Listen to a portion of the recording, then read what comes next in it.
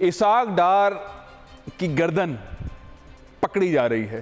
نہ صرف ان کی گردن پکڑی جا رہی ہے بلکہ ان کی اہلیہ کا نام بھی آ گیا ہے, ان کے صاحبزادے کا نام بھی آ گیا ہے, بہو کا نام بھی آ گیا ہے, دوسرے بیٹے کا نام بھی آ گیا ہے, اور ان کے قریبی بچپن کے دوست جنہوں نے منصب سنبھالا ہوا ہے نیشنل بینک کے پریزیڈنٹ کا, جو سارا ان کے لیے معاملات کرتے رہے لندن میں بیٹھ کر, ان کا نام بھی آ گیا. ایک مضبوط قسم کا ریفرنس بن گیا ہے کس طرح سے پاکستان سے منی لانڈرنگ ہوئی ہے, پاکستان کا پیسہ کیسے لوٹا گیا ہے, دبئی کیسے پہنچا ہے, پراپرٹی کیسے بنی ہے, لندن کیسے گیا ہے.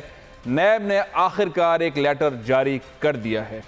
بہت پریشانی میں ہے ڈار فیملی, انتہائی پریشانی میں ہے. شریف فیملی میں جھگڑے بہت سارے چل رہے تھے, اب ڈار فیملی کے اندر جھگڑے شروع ہو گئے ہیں.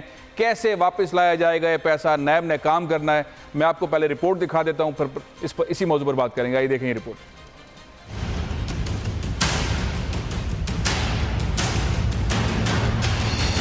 منی لانڈرنگ نیٹ ورک کے بادشاہ اب بھگتیں گے پیشی. نااہل نواز شریف کے سمدھی اسحاق ڈار اور ان کے خاندان کے اکاؤنٹس کی تفصیلات طلب. آمدن سے زائد اثاثے رکھنے پر اسحاق ڈار کے خلاف نیب ریفرنس دائر کرنے کا معاملہ. نااہل وزیر خزانہ 23 اگست کو کریں گے نیب کا سامنا.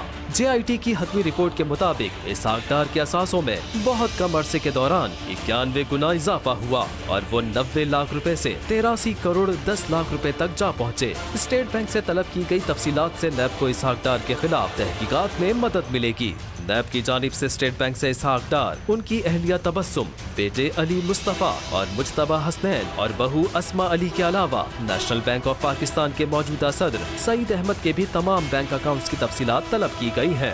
نیب نے وزیر خزانہ کی زیر ملکیت 7 کمپنیوں کا ریکارڈ بھی مانگ رکھا ہے. ایس ای سی پی نے جوائنٹ ڈائریکٹر علی عدنان کو نیب کے لیے معاون افسر مقرر کر دیا.